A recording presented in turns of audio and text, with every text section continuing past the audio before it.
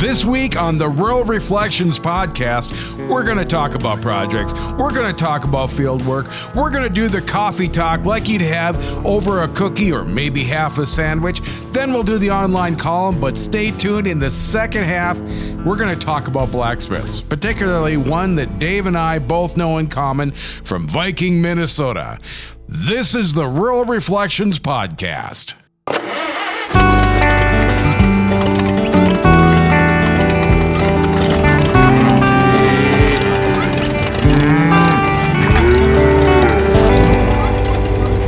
Welcome to the Rural Reflections podcast. Dave Nelson's in Carrington, North Dakota. I'm Grant Nelson here at the studios of Thief River Falls, Minnesota. Dave, let's dive right into projects today, but let's also tell everybody that in the second half of the show, we're going to talk about people who do projects professionally, blacksmiths. But let's start with our projects first. What do you got going on over there in Carrington today, Dave? Well, actually, I was trying to do my projects yesterday, but today we're having company for a couple of birthdays and that. So some of the kids are coming, and we're going to have a new meal here today. So projects will have to wait until after everybody goes home, probably. And fortunately for me, if everybody waits till about 5, there won't be a whole lot of time for project after that. So I might not do anything today as far as projects go. You know, that can be your project. Make that a project, not doing anything. Yesterday, I did a few things around home.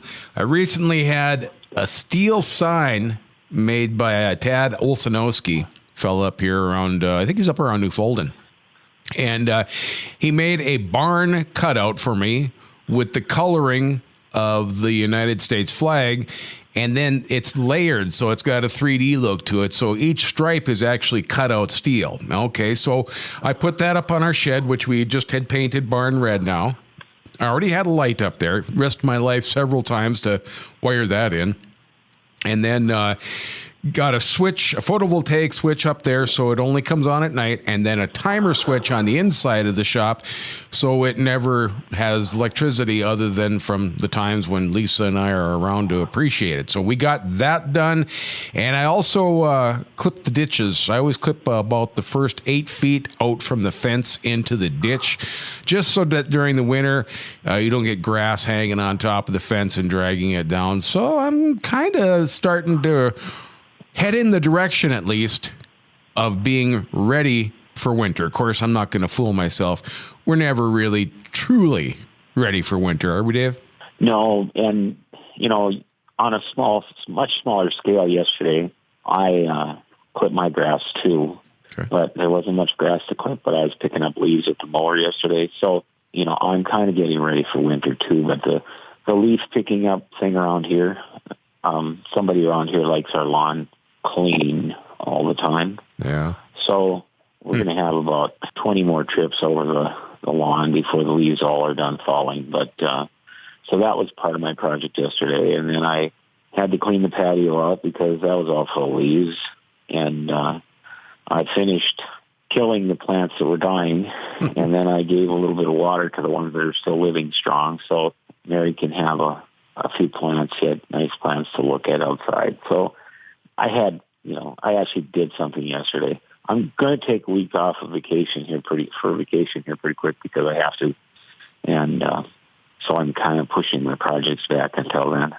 Sounds like a good idea. How about the farmers out there?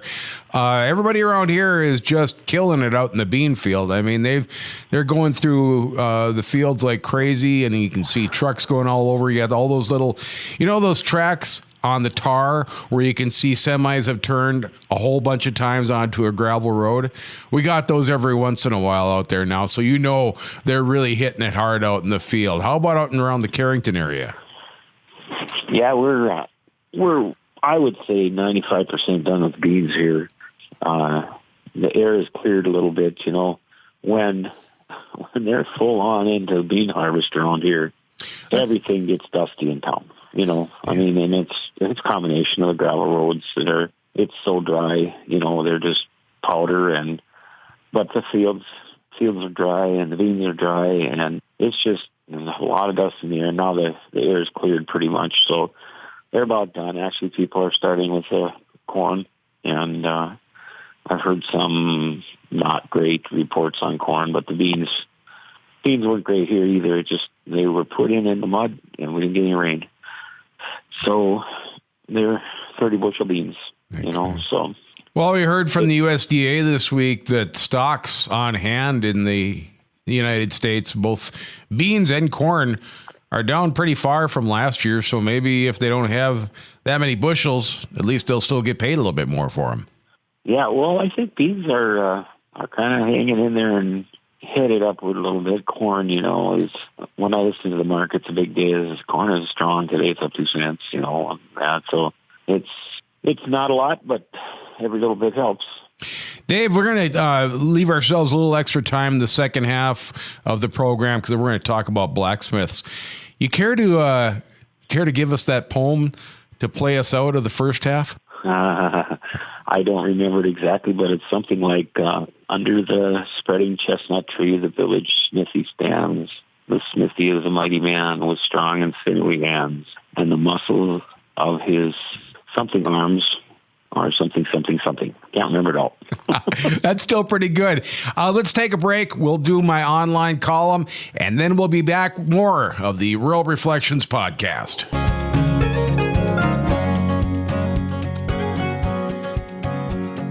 I'm Grant Nelson. This is Rural Reflections. Now, I'm not a stuff person.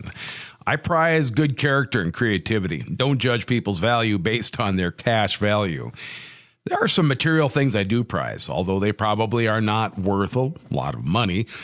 I want to talk about some of these little treasures this week. Now, most of my treasures were once owned by someone I know. Without this relationship, the item would not be worth much to me.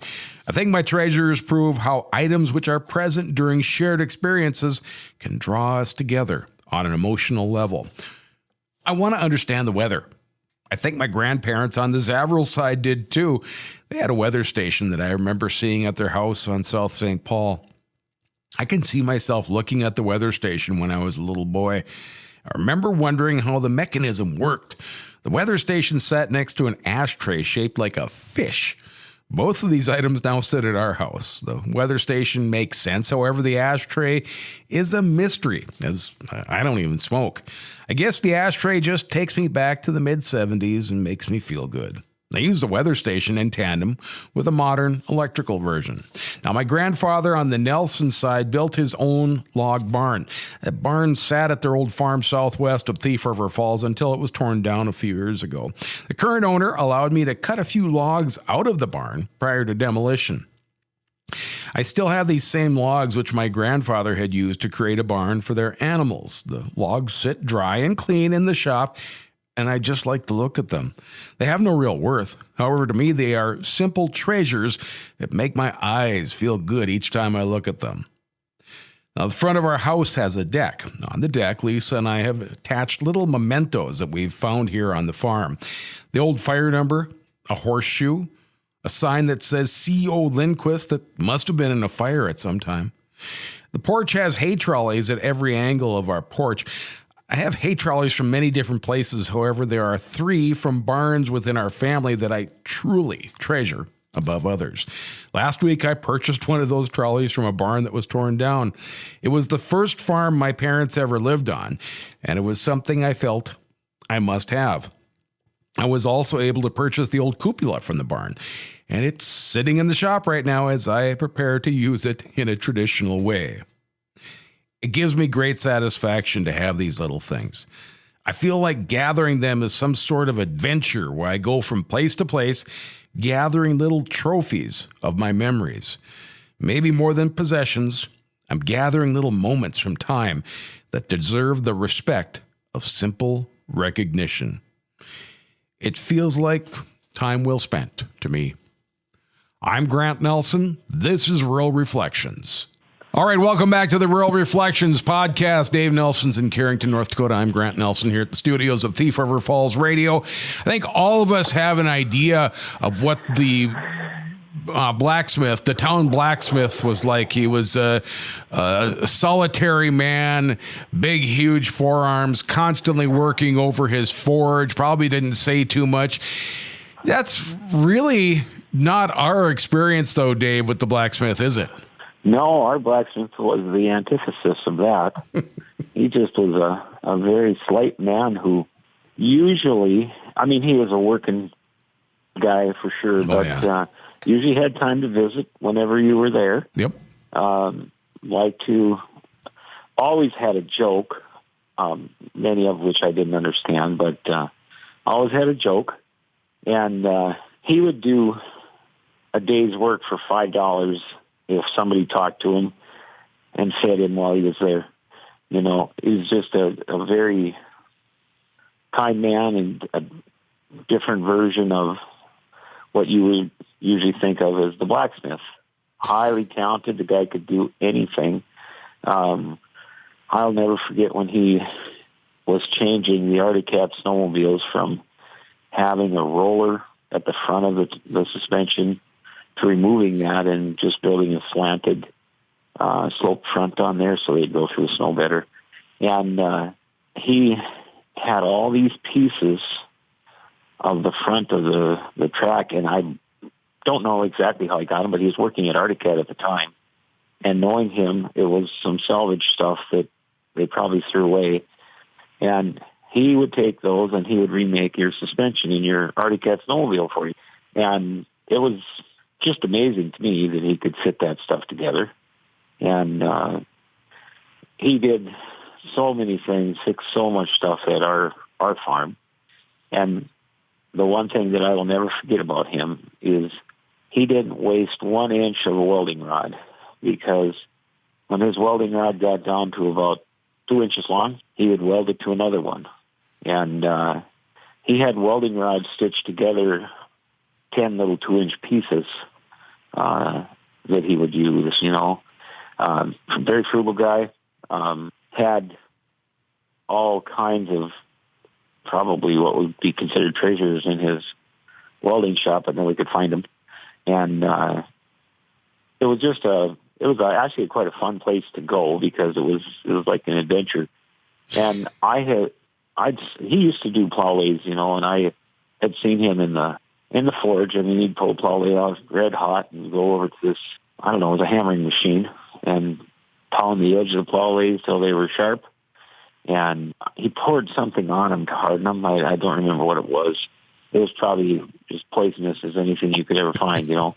But he'd pour that on there and harden the edges. And then his favorite thing was if you got a burn or anything, which is probably quite common for a blacksmith, he had this liniment around. It's called oleoid liniment.